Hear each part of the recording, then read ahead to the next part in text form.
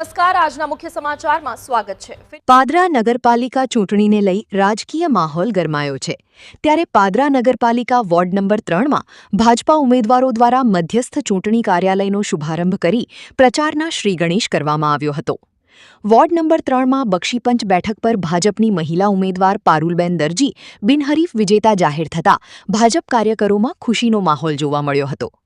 આ સફળતા બાદ હવે ભાજપાના અન્ય ઉમેદવારો નયનભાઈ ભાવસાર, વિજયભાઈ ગોહિલ અને જિગ્નેશાબહેન પટેલ દ્વારા ચૂંટણી પ્રચારની વેગ આપવામાં આવ્યો છે।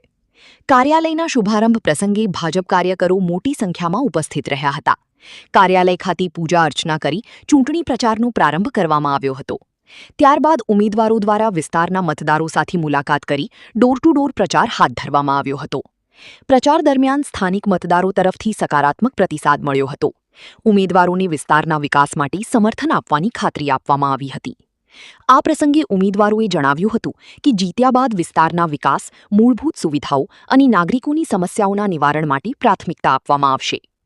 કાર્યાલયના શુભારંભ સાથે વોર્ડ નંબર 3માં ચૂંટણી પ્રચારને વેગ મળ્યો છે અને ભાજપ કાર્યકરોમાં ઉત્સાહ જોવા મળી રહ્યો છે। રોજ પાદરા નગરપાલિકા વોર્ડ નંબર 3ની અંદર ઇલેક્શન લક્ષી કાર્યાલયનું ઉદ્ઘાટન કર્યું છે। અમારા પ્રમુખશ્રી અને પ્રભારી બેનના હાથે કાર્યાલયનું આજે ઓપનિંગ કરવામાં આવ્યું છે।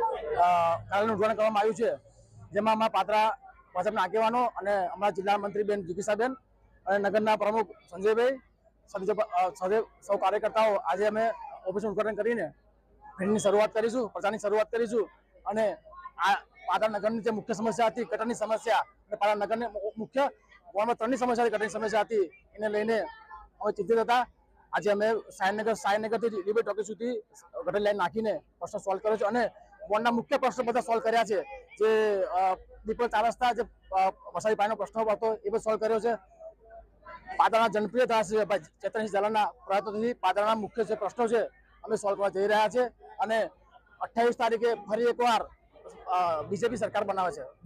વોર્ડ નંબર 3ના ચૂંટણી કાર્યાલયના શુભારંભ પ્રસંગે ઉપસ્થિત અમારા જિલ્લાના મંત્રીબેન, અમારી ભારતીય જનતા પાર્ટીની 28 સીટોમાંથી 11 તો બિનહરીફ થઈ ગઈ છે। હવે જે વોર્ડોમાં ચૂંટણી છે તેમાં દરેક વોર્ડમાં ફેરની અને લોકસંપર્ક ચાલુ થઈ ગયો છે। ખૂબ જ આવકાર મળી રહ્યો છે અને અમને આશા છે કે આવનારી 28 તારીખે ભારતીય જનતા પાર્ટી સંપૂર્ણ સીટો જીતી અને કમળનો ભગવો લહેરાવશે એવી અમને ખાતરી છે।